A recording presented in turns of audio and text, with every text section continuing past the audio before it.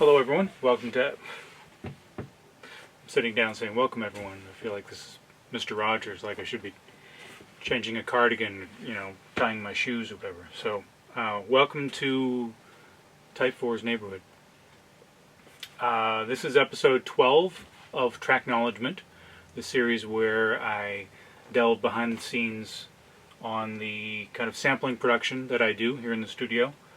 And it's been a while since I've done one of these things, so I have some catching up to do. It's November now.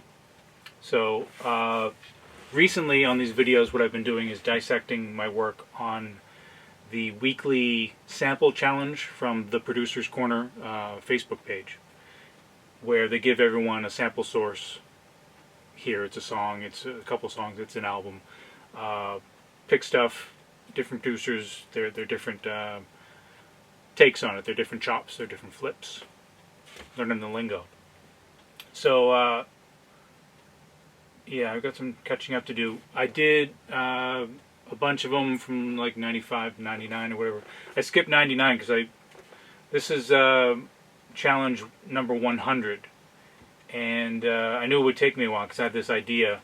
And the sample sources were Strings Orchestra, their song The Nostalgia of Empty Bottles, and something, I guess, French, Gruner Wind or Vent Ver, by Francis Copiaters. Copyiters. It's probably the way to say it. Two songs, which is actually good because it gave me a lot more to work from. And this was for challenge 100. And I knew it was going to be a big deal. Chris, who hosts the show down in Connecticut, he was having a lot of producers actually go there for a big party, kind of a live show and play all the beats and all that kind of stuff. I couldn't make it, unfortunately. Actually, I wasn't even here. But I knew I wanted to do something special. So my idea was for challenge 100, a kind of celebration. I wanted to do 2 minutes where each measure was a tribute to a producer that had had a big effect on me in my history as a producer. So first I made a list.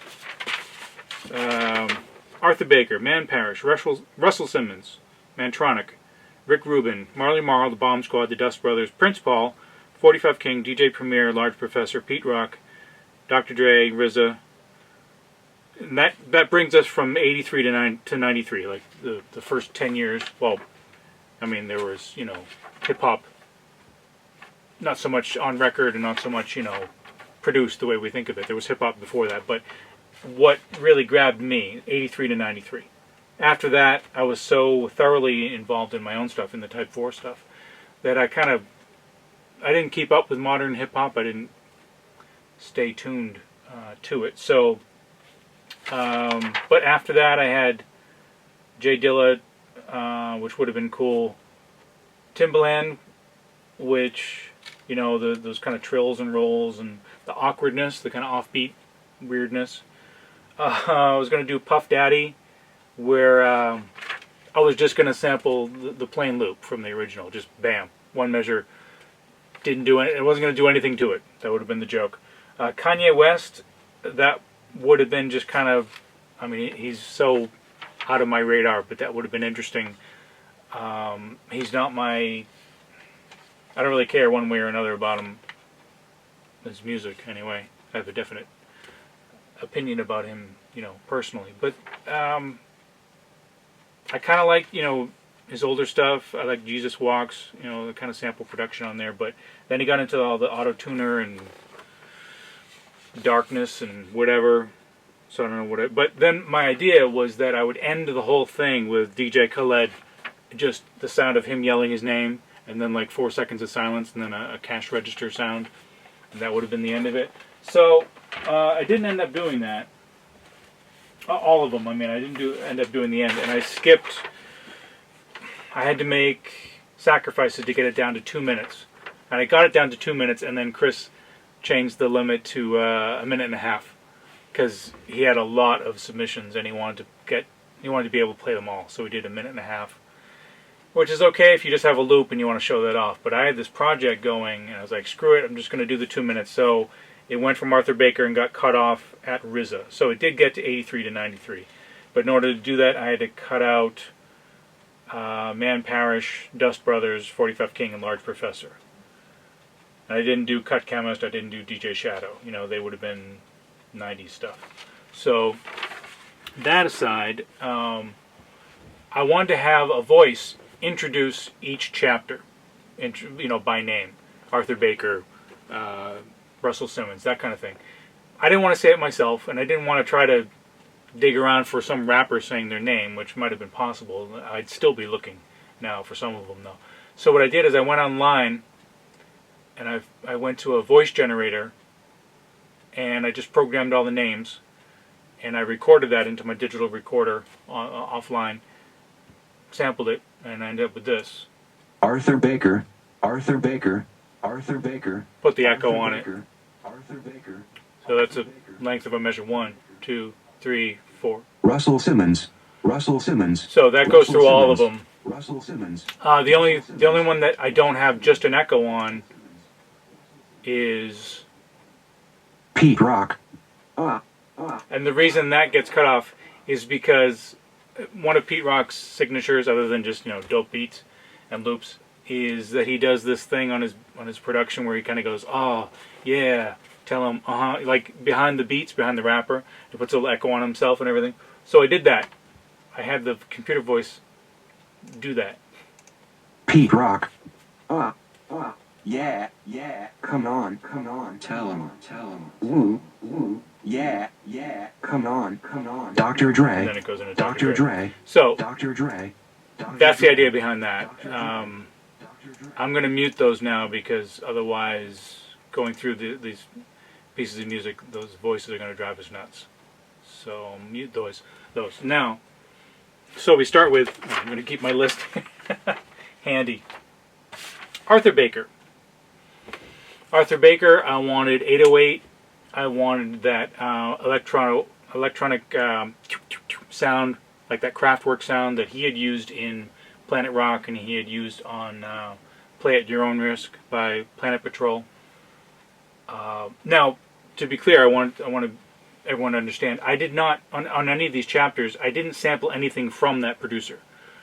I recreated stuff in their style, using the original samples, the sample challenge stuff that Chris had given everybody. But also I wanted to, the beats and stuff, I wanted to be reflective of that beat and that time. So, for instance, this I wanted 808 drum machine. I didn't just sample from Planet Rock or whatever. I made my own. So this is Arthur Baker's chapter.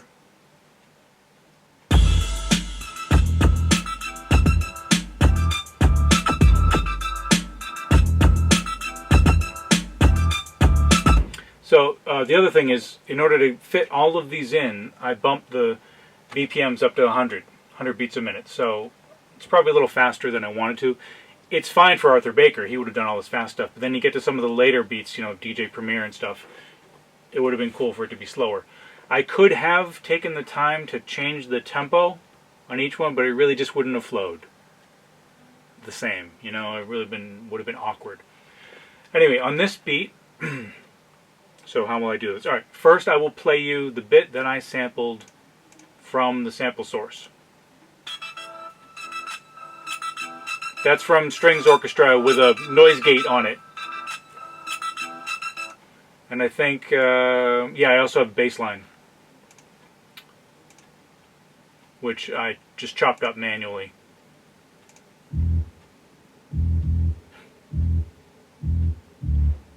Real simple.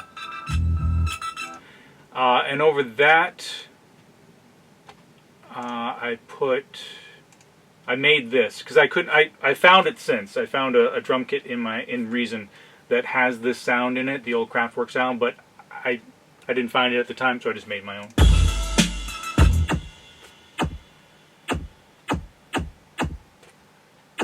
Just went into a synthesizer and made that. Oh, and the 808 beat. Now, I don't know if you can see, yeah, on the screen. So this descending diagonal line, this is how I kept everything straight. So it's a measure for one producer, skip to the next measure, and so forth. I tried to group them so I could keep straight. This was a lot of work. It took a while. Drove me nuts. I almost quit a couple times. But, I wanted people to hear it. And then, this isn't anyone's fault. This isn't a letdown or whatever, because people heard it. I put it on SoundCloud and stuff, and people appreciated it. But for the live show, it didn't get played until really towards the end, by which time, people are drunk, people are having fun, people eating pizza, whatever. And Chris is like the only one up there at the computer playing it. And he's like, huh, this is interesting. He's like hearing it in his headphones. I don't think anyone else there even noticed what was going on, which, that's fine. It would have been fun, fun to be there. I don't have a lot of time for that kind of stuff. The out of studio experience. Where's the 808 beat? What did I do? Oh. Well, okay, so I have a track that's all just my own drum sounds. So I could add, crash cymbal to bings and stuff. I won't go back to that. It's very simple throughout. But the beat, yeah. 808 stuff. I just made that. Okay, so this is how I'm going to try to make this quick because it's going to take forever. That's Arthur Baker. Next one's Russell Simmons. Russell Simmons, this is the bit I sampled. I'll leave the bass line on, I guess, because the bass line kind of goes throughout. It's all the same sample, but I just changed it, chopped it up, did weird things to it. So for Russell Simmons, he wasn't really sampling, he was sampling little chunks or he was scratching bits in. So it wasn't going to be a loop. It was just going to be, if you think about like Run DMC, just like a little thing, like a stab. So I did that with the strings. That's it, the bass line, and then over that, let me turn those off, turn the bass and the strings. Over that I did drums, which I think I tried to approximate a Lindrum. Yeah, I actually had some Lindrum sounds.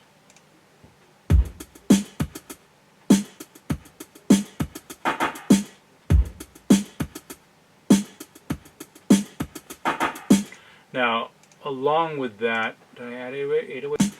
Oh, that's what I did. I heard this on some early Russell Simmons productions. I Need a Beat, for instance. There's an I Need a Beat remix where they play with a reverb box, really short reverb, which gives you a kind of resonance. And I did that. I tuned the resonance to the piece of music. That's it on its own. I put it just on the bass drum. Okay, so that's Russell Simmons. Moving on. Mantronic. This was always going to be one of my favorites. Mantronic is a huge influence because he combines, the electronica of Kraftwerk, but then the sampling of that time of Marley Marl and everyone. So this is it all together.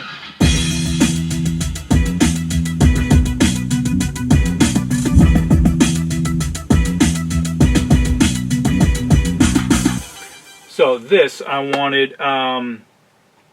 electro sounds. I wanted 909, Roland 909 thick drum sounds, and then all little edits and stuff, like Chip Nunez and Jelly Bean Benitez and stuff were physically cutting up tapes back then to do remixes, and they do stuff like put in a little backwards flip or repeat things and stuff.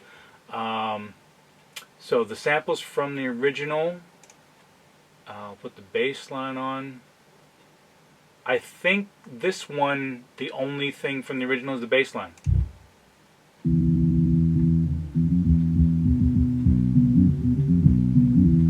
which I chopped and screwed with the hell out of it.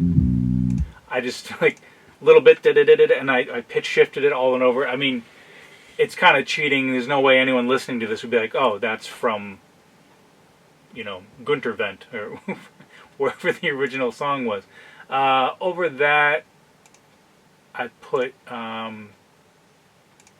this synthesizer, which is just me. It's not a sample. This is one of the ones that I'm not really cheating because I am using something from the original, but and what else? So the drums. Oh, and then I added this. This is a huge homage to Mantronic. He did this in what, Cold Getting Dumb, the Johnny Hammond thing.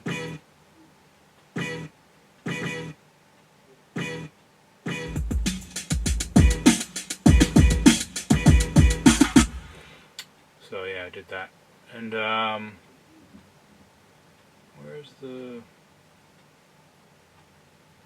Maybe it's just in the beat. I did a kind of a backwards thing.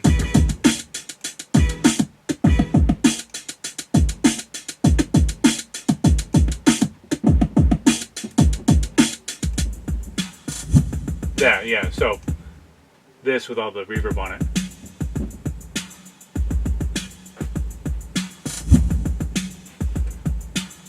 You know, approximating Mantronics. This, it was tough because you give me a 5-minute beat, I'll give you Mantronics.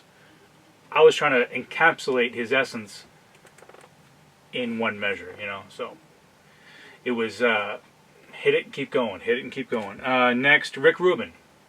Rick Rubin, early Rick Rubin, it would be, you know, Beastie Boys, it would be that kind of hard-hitting. I wanted, you know, again, Linn drum and electric guitar. This is another one where I kind of cheated a bit with the what I took from the originals. It's in there, but it's really just bass, and then I took a bit of Gunter Vent. It's not called that, but you know, I wonder where Gunter Vent. And I distorted it to sound like guitar, and then I added guitar over it. So this is the bass line.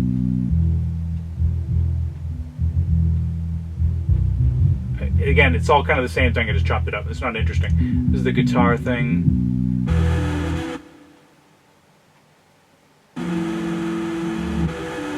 So those are string samples from the Gunter Vent, which I added distortion over. But then I actually went and I got the Moby Dick thing from Led Zeppelin and chopped it up.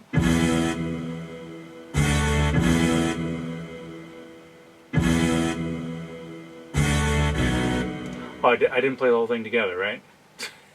Maybe I'll do it this way. Oh. Play it on its own first.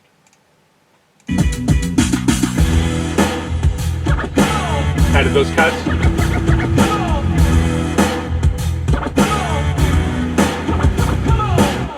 And importantly, that's a record that he would have had access to. You know, he's not cutting Public Enemy or whatever, he's cutting Wild Style.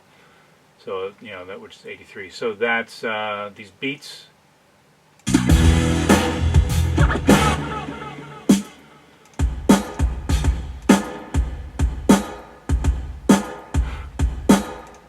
I was even trying to do the patterns that these producers liked. Oh, and the cuts here.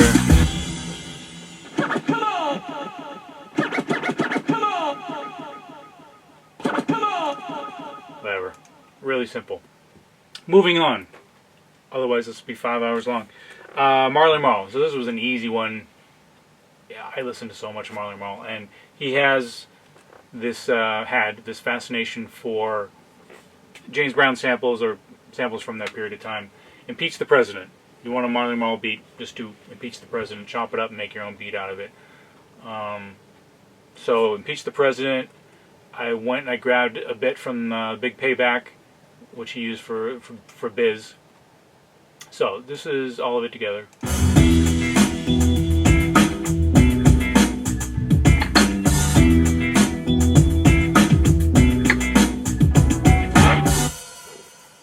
is the bit from Strings Orchestra.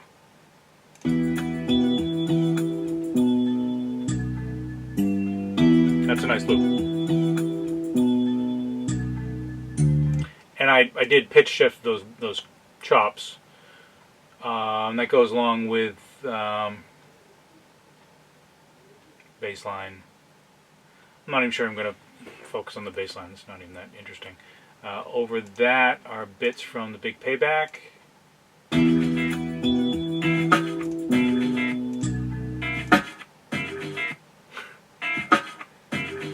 Real simple. You know, as music in 86, 87 was.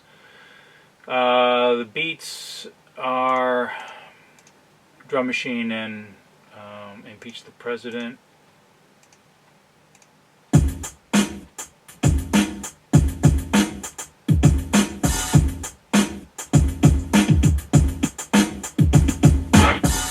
So, that's Marley Marl. Bomb Squad. This was a blast. I love doing this. Bomb Squad, Public Enemy, you know. So, the first album was a lot like that. It was a lot more like Rick Rubin, Russell Simmons kind of production. But the second album, starting with, start on the first album, Public Enemy #1, that song, with the brow, brow, brow, brow. I could do that for 5 minutes, because that's the song. They just had this idea of noise, of the weirdest loop, the most intrusive, odd sounding loops. And the second album, starting with Rebel Without a Pause, with the grunt loop that looped forever. So I wanted, and they always sampled the Funky Drummer and other like big James Brown beats, popular James Brown beats, but they screwed with them. They did weird things when they put him in off beat. They put him in on off beats to get syncopation. So I wanted a lot of stuff going on, and I wanted, they always used voice samples from preachers and like Jesse Jackson. So I wanted Jesse Jackson at Wattstacks. I have the Wattstacks DVD. Which actually I bought in Memphis. It was kind of cool. So I looked through there and I found him saying, "Music is music, the sound of our soul," which I can't believe Bomb Squad never used. Maybe they did on one of like the post-music in our mess age albums, which, you know, that album had a great cover and I hated the music really. But I didn't hate it. I just didn't, you know, it was a letdown. So this is all of it together, Bomb Squad.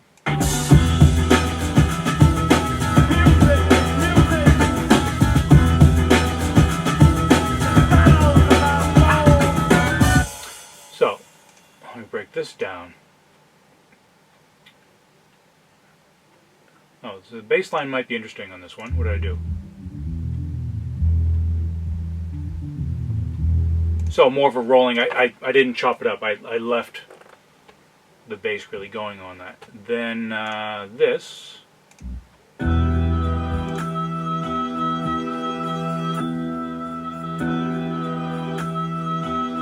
Little like the Rebel Without a Pause.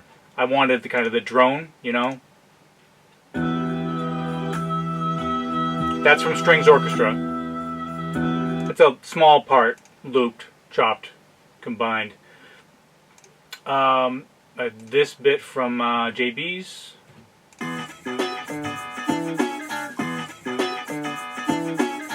Because yes, the Bomb Squad would have used that. Put those together.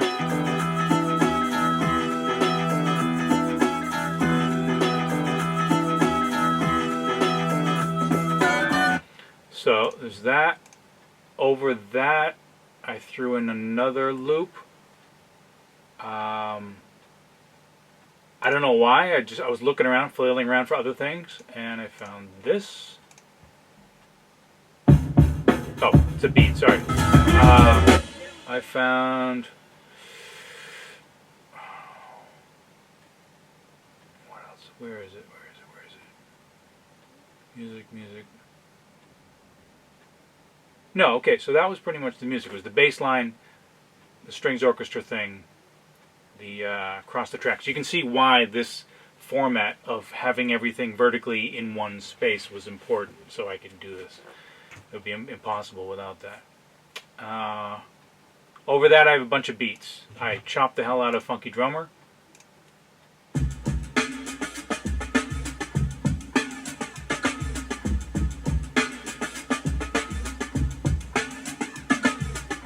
Well, I just kind of put a bit of it offbeat, really. Added some phaser on that for some reason. That's kind of panned over this way. Panned over here is Cold Sweat, also chopped up.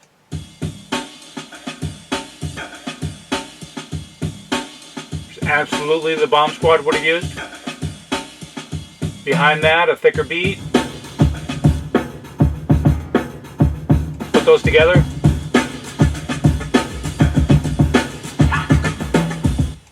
It's kind of nice. Oh, I didn't realize that ha was from one of the beats. I thought it was from the music samples. And then I have the Jesse Jackson, which I'll show this, and one of you will take it next week, by all means. Music is music. The sound of our soul. This is cool. All right. Moving on. Skipping Dust Brothers. Prince Paul. So Prince Paul, I wanted De La era, 1989, 3 Feet High and Rising Prince Paul. So I wanted it to be fun and goofy. I wanted to throw in something off vinyl with crackles, and I wanted it to be a children's record. So here's it all together. Nope. Hang on. Let me turn the solos off. All together. Oh, next one. Here you go.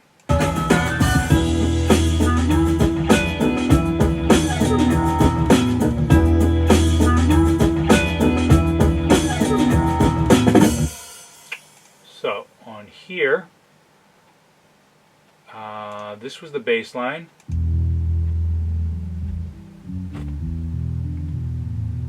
That is the straight loop. That's the loop that all the bass line is from. That's not chopped.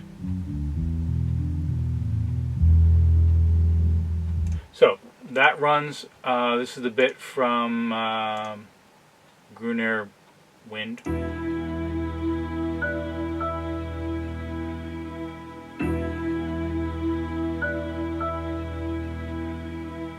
That's it.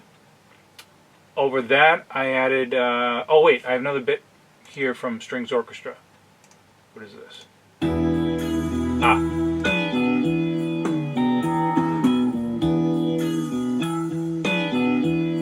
Put those two together.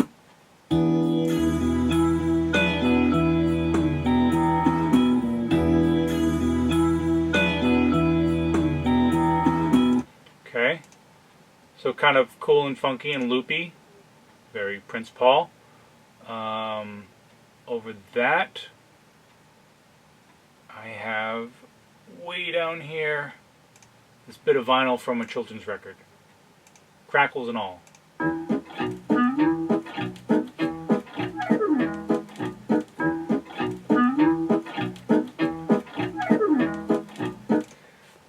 Like I'm not going to use that again for something else. Come on.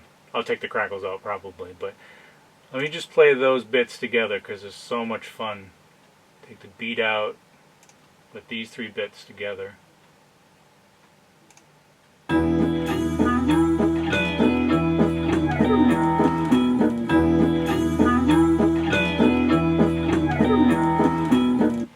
That was my Prince Paul. The beats aren't that important, but for this, I did pay attention to what I did with the drum samples. I used different drum samples for each chapter, but also different kinds of drum patterns. I'll show it up mainly when, well, it's the next one, DJ Premier, but because, well, I'll get to that. But the beats I wanted to reflect kind of what the producers would have done at the time. So this one, or these beats.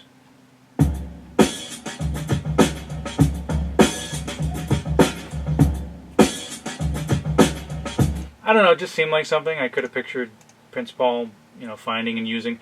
I did not put a ton of thought or time into the beats because this was already going to take forever. And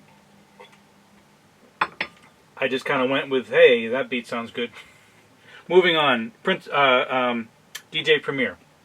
So, Premiere was the first loop when I was first going through the sample sources. This bit was the first thing that jumped out at me, and I was like, that's Premiere.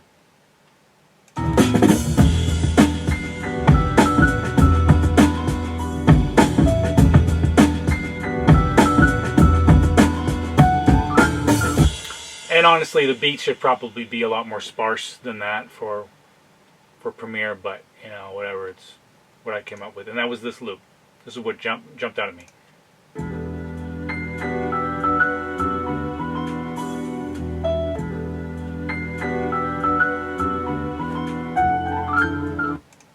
that's that. I have the bass line from the other song going.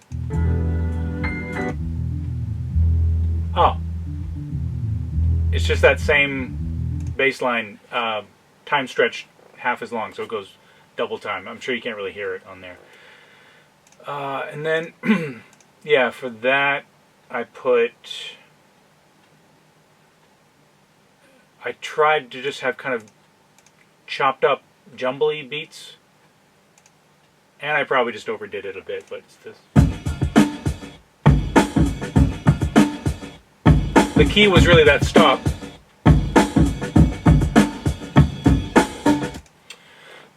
Anyway, I don't think there's any way that, 1991 Premiere would have combined all those beats together. But that's what I did, because it's 2019 me interpolating him. Okay, Pete Rock. So we get to Pete Rock. I wanted the, yeah, come on. I wanted that. Also, he liked big, clangy acoustic snares. So I knew I wanted that for the drum. It was one of the only ones that going in where I knew, other than the old Linn drum and 909 stuff, where I knew what I wanted the drum sounds to sound like. So this is Premiere. And then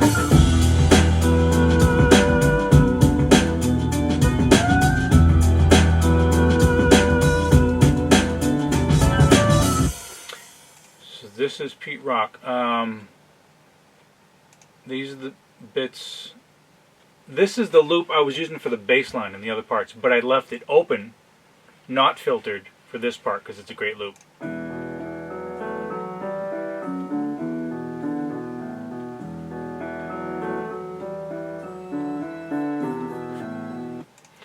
So I also have the bass part of that, which I filtered. This is the bit from Strings Orchestra.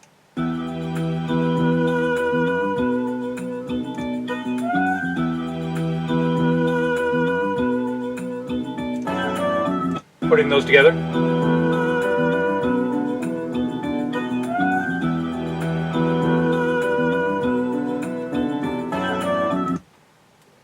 Okay.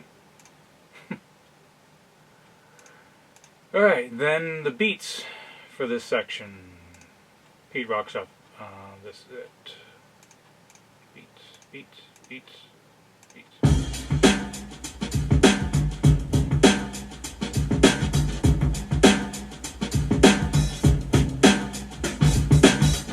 Yeah, so I wanted kind of swingy, clangy acoustic snares and stuff.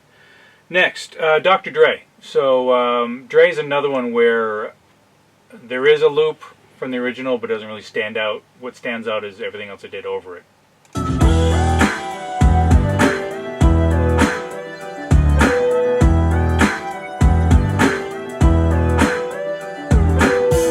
Now this is obviously Dre, 92 Dre. This isn't 88 Dre, 89 Dre. This isn't straight out of Compton Dre. We're getting into areas where, he wasn't an influence on me, and certainly not the P-Funk stuff. It really wasn't my kind of thing. But I couldn't skip it. It was just so much fun to do. So first, the bass I chopped up. That's cool. And then this loop.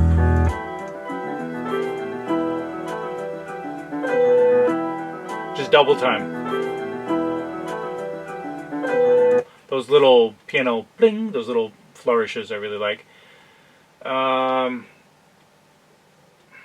beats. The beat I wanted to be sparse as the drum machine going, but I wanted to be sparse and have claps. It was all about the claps. Those funkadelic claps.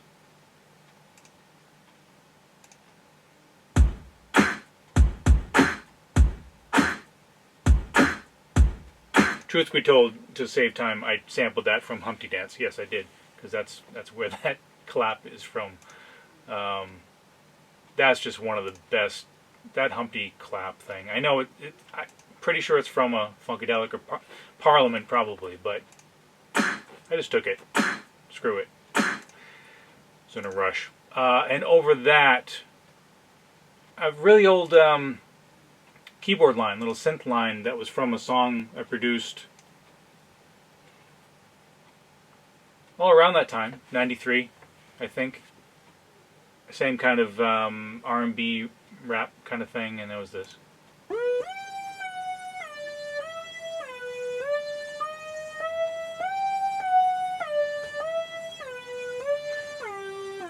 Playing with the other samples.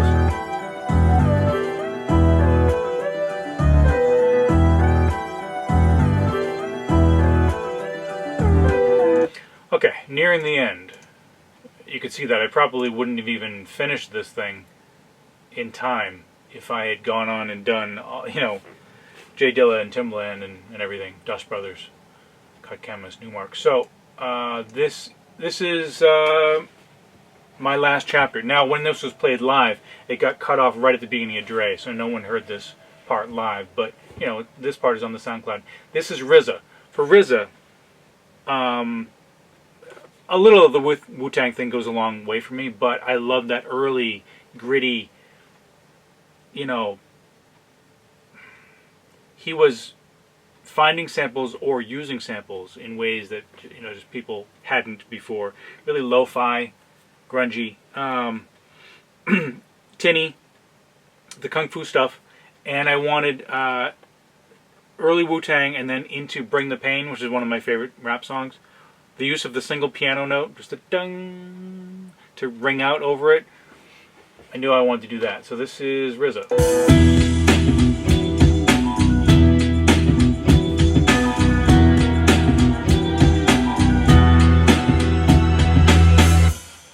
It's RZA. I'm going to break that down a bit. Bass line, what does it do? Alright, so yeah, bass line does what bass lines do. Challenges your subwoofers. This is from Strings Orchestra.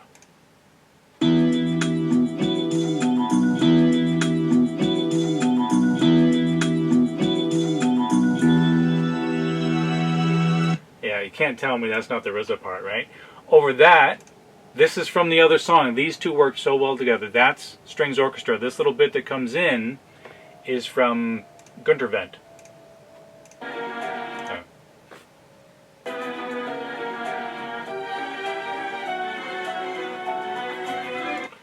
I think that's double time. That on its own doesn't sound too much like RZA, but it's the dun dun dun dun. It's that minor key, haunting, weird kung fu, you know, soundtrack thing. And when you put them together, you can hear how it goes.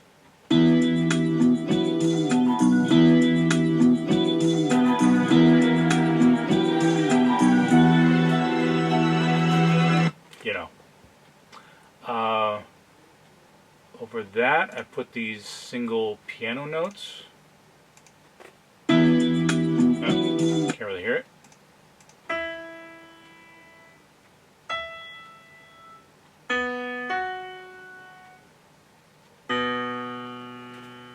Just emphasizing where that whole thing goes. Drum machine stuff.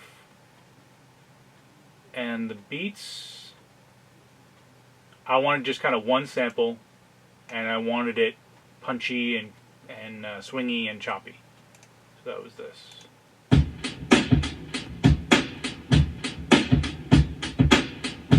Let me play that with the piano. I like this part. I might expand this out into its own beat, like a full production.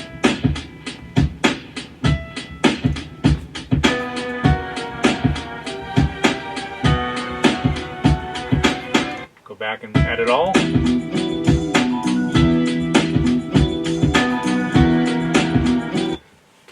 Alright, I think I nailed that one, right? RZA? And that's the end. That's all. You know, I ran out of space. I also ran out of time. I just wouldn't have stayed sane nor got it done in time if I'd gone on to do everyone else.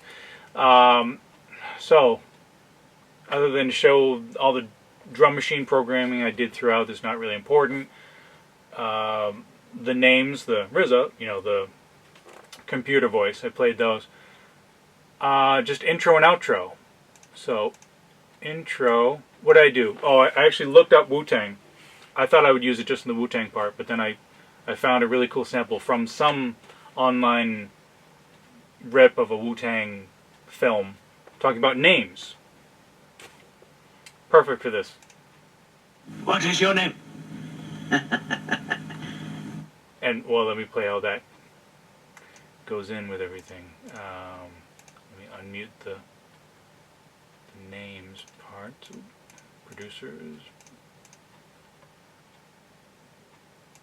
So, this. Oh, there I am. What is your name? Arthur Baker. Arthur So- Baker. Now, what is your name? Arthur Baker. Arthur Baker. Then, at the end, there's an outro after the RZA thing.